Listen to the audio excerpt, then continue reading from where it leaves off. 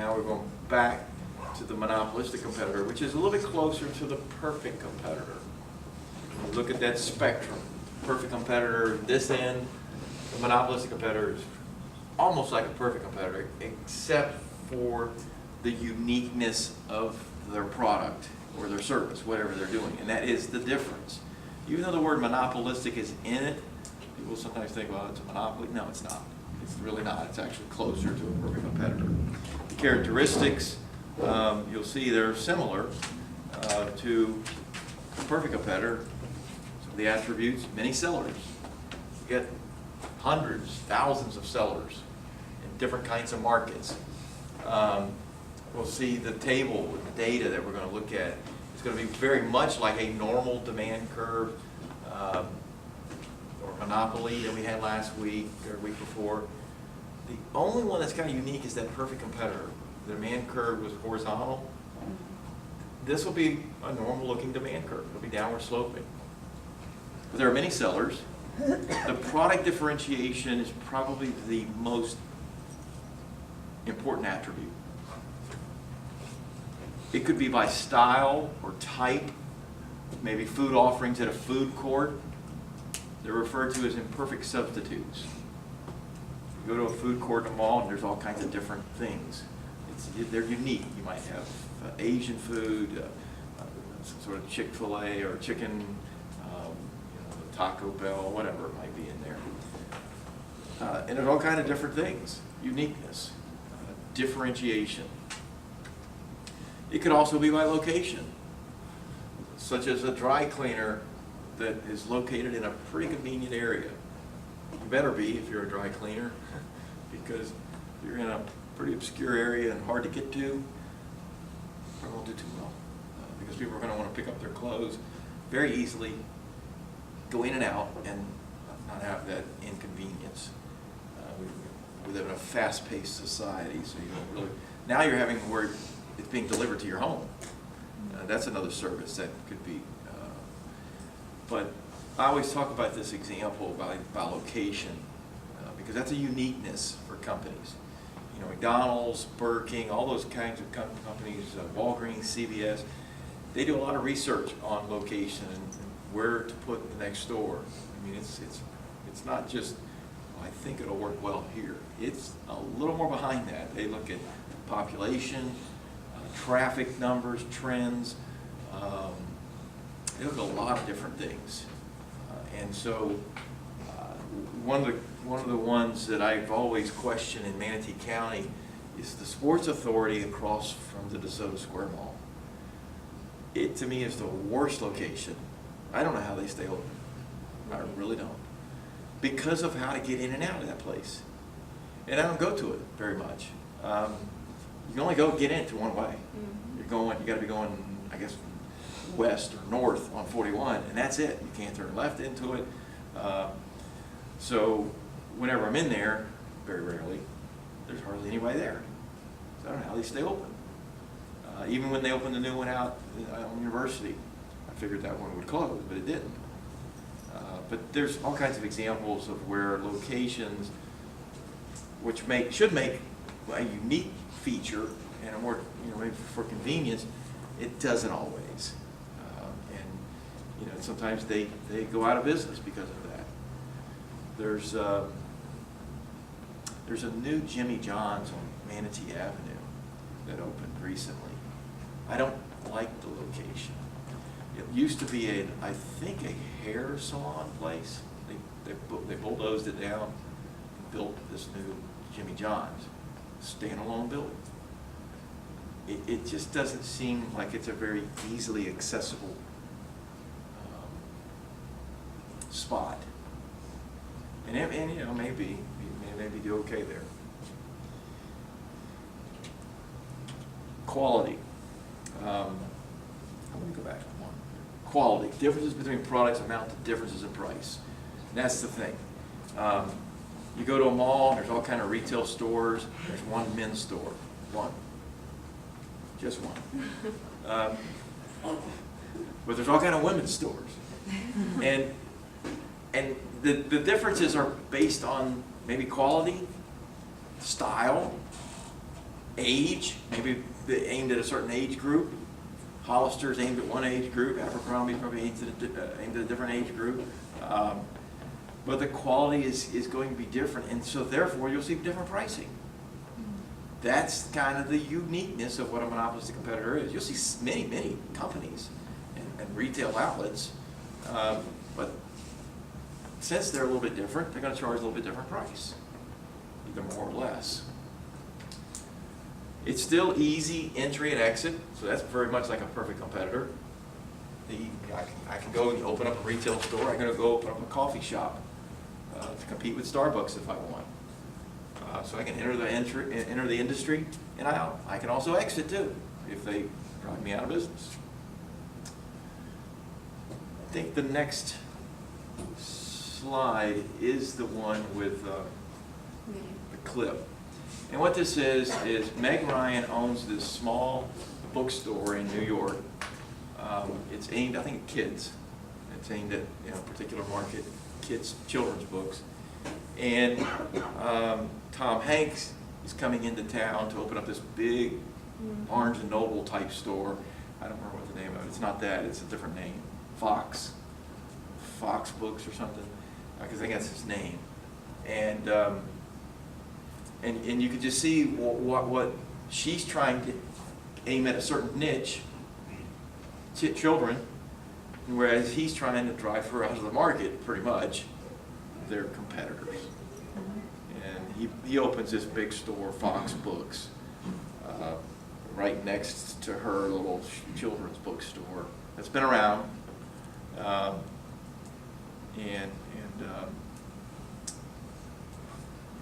you saw the movie, you kind of get the idea. But it's a good example of what monopolistic competition is about.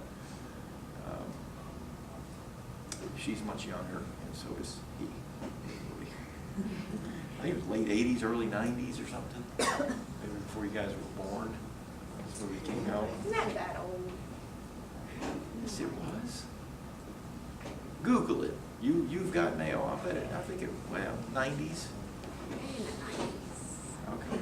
So I'm not going to be able to see it. I'm going to check with our techie guy and see if we can get the volume working. We'll come back to it next week, Monday. Show. All right. Sorry about that. I'll see what we can do. 1999. Okay. All right. So this is a price and quantity table. I mean, I've already got it filled out for you, like we did with the perfect competitor and the monopolist. And I kind of drew the tables. Well, I've already got it done for you. This is a Starbucks. The demand and marginal revenue at a Starbucks. The cafe lattes sold per week. That's the quantity. The price per latte sold here. And in order to sell more, they have to lower the price. So the demand curve would be a downward sloping, normal law of demand. In order to sell more units, you have to lower the price to do that. Total revenue, the third column, is just multiplying P times Q, like we've seen before. Those two are to multiply together. And then average revenue is to divide the total revenue divided by the quantity, Q. And then finally, the marginal revenue is taking the change in total revenue and dividing it by Q, the change in Q. So here's the change in total revenue and the change in Q. So the amount would be 550 over 1. And that's where they get the 550. And then the next one will be 450 and 350. So you can see the marginal revenue is going to be a curve. The demand curve will look like this. The marginal revenue curve will look like what we just saw with the monopoly. So it's not going to be much different. Actually, I should probably have a small case D because it's one firm in the industry of many coffee stores. And here's a picture of that data that was just up there. Demand curve will be downward sloping, and if you were to cut the price from 50 cents you would lose, well, look, we'd lose this shaded area. Remember, this is the bad thing that happened. In the pink shaded rectangle, you dropped it by 50 cents. So 50 cents times 5 units, length times width, you're losing $2.50 of revenue. And then the gain in revenue would be this rectangle. You gain one more unit, but you're selling it at a $3 price, so this will be a gain of $3. So you're losing $2.50, but gaining $3, so the net amount would be 50 cents on the good side, positive side. So that was very similar to kind of the thing we did with Monopoly. This is the marginal revenue curve of the lattes. These are the numbers that came from that the table there. So kind of like what I have drawn here. Demand curve is always above it, or marginal revenue curve is always below it, same as you've seen. So there's a lot of similarities here that you've already had. In the short run, monopolistic competitive firm follows the monopolist rule for profit maximization, which is that same thing. Marginal revenue must equal marginal cost. As long as they're equal, you will experience maximum profits. So we still, with the table we had, they just had listed, if we were to take it one more step further and do marginal cost in there, you can see where marginal revenue equals marginal cost, and that would be your profit maximization amount. Another way to say or talk about it is what if the price is greater than the average total cost? So just to add in a couple of the lines here. Your marginal cost curve is here. That would be your Qmax. So it's your cat diagram, really. And your average total cost. So your cat diagram, you're getting price here. And if the price is greater than the average total cost, they're experiencing profits in the short run. If price is less than the average total cost, they're going to have losses. And I think the next slide is pictures. I think there's 3 different ones. It kind of illustrates all 3. I'll just uncover them all. So it looks like a monopoly. Same drawings, the cat diagram. Up here in the first one, letter A, this is above normal profits. That would be this one, okay? Where they're making above normal profits, a positive amount. Over time,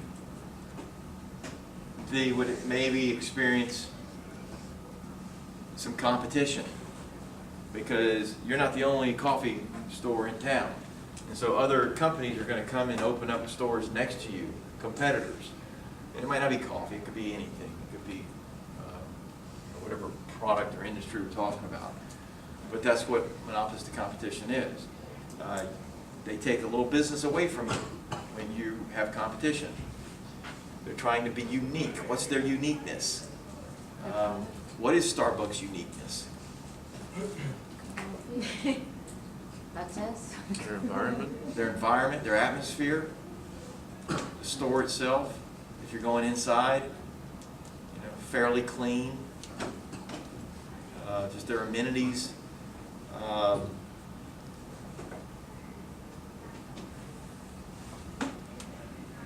They've got a lot of branding. I mean, their stuff is branded.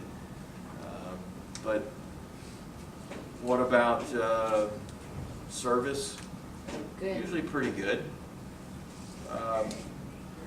So what would make you as a coffee store potential owner, or you want to open up a store, what would be your uniqueness?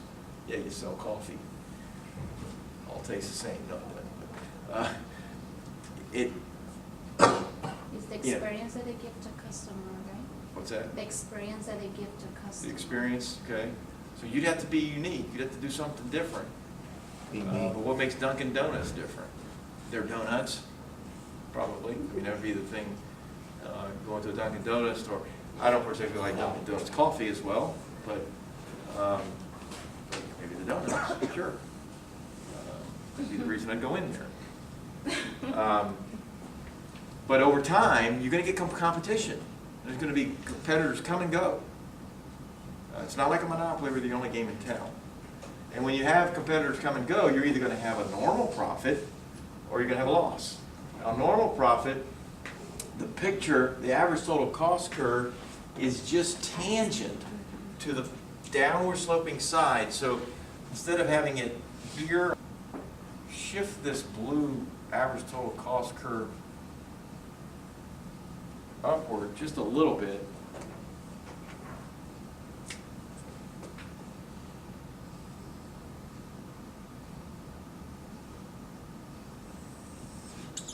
Something like this.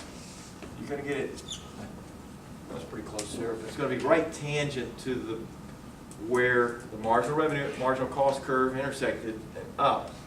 So this would be right here. I gotta get that off there. So in this case, average total cost is equal to the price. And they're making normal profit there. It's called a normal profit, or zero economic profit. Down the bottom, the average total cost curve is up even higher. And so you're not even making a normal profit. You're losing money by that shaded rectangle there. Again, we've seen that kind of diagram before with a monopolist.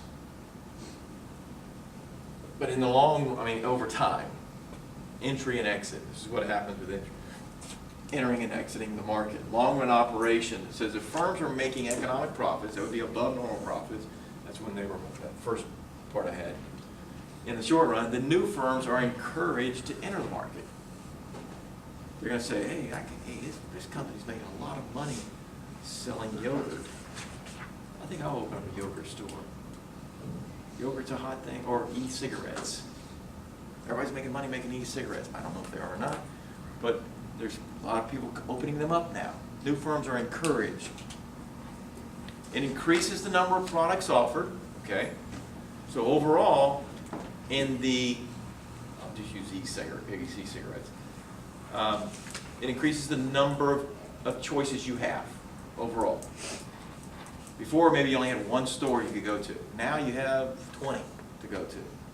More products. Reduces the demand faced by each firm already in the market. So that means each company now is going to get less and less business because they're now going to see their business decrease because they're going to go to other places and other competitors. So the demand curve does the what? It shifts to the left. It actually rotates more than shifts, but it could, well, I'll just say it shifts for now. This curve will start to shift, and with that, the marginal revenue curve will start to shift too. They both shift. That decreases their profits because the marginal revenue curve and the marginal cost curve are going to intersect at a different point. Firms will enter and exit in the long run until firms are making exactly zero economic profits, which is called normal profits. And that was, I said in the parentheses, see graph B on the previous slide. That was the one in the upper right corner, where they're making, and they will enter and exit until those things come and go, and finally the market kind of settles down. And I would think the e-cigarette market would do that. It's still kind of in an early stage of that. I think over time, there'll be some companies that come and go that think that they got the best e-cigarette in the world and they just can't compete. Or there'll be some coffee places that are open, they think they compete against Starbucks, and they'll go. Because they're not going to compete with Starbucks. Because they're too well known. They're too much brand name. When you go out of town somewhere, what do you look for in terms of coffee? Starbucks. You're going to look for a Starbucks. Where's the nearest Starbucks? So the effects of entry and exit shift existing, I think this is in your book, this picture. It shifts I think it is, the firm's demand curve and marginal revenue curve. As I said, it shifted back to the left. entry shifts the existing firms toward the left.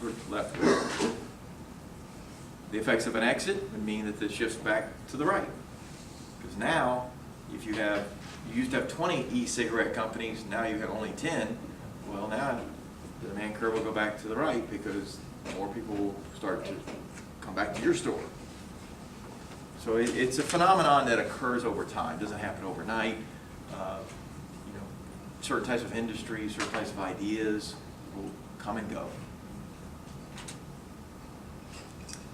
Now, so that ends a little bit of the graphing part of the monopolistic competition. But I want to talk briefly about advertising and brand names.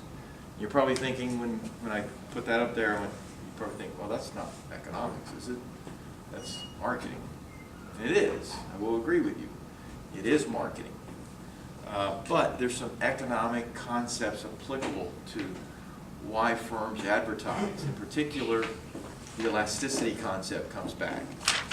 But advertising and brand names are ways in which firms are attempting to try to provide information about their product that makes them different from their rivals. They're trying to establish themselves, and that's what brand names, Starbucks, it's hard to compete with them. Differentiation means that in the consumer's mind, your mind, the product is not the same. It's different. Product differentiation leads to advertising and brand names. Firms may differentiate products by perceived quality, reliability, color, style, safety features, packaging, purchase terms, warranties and guarantees, location, availability, and any other.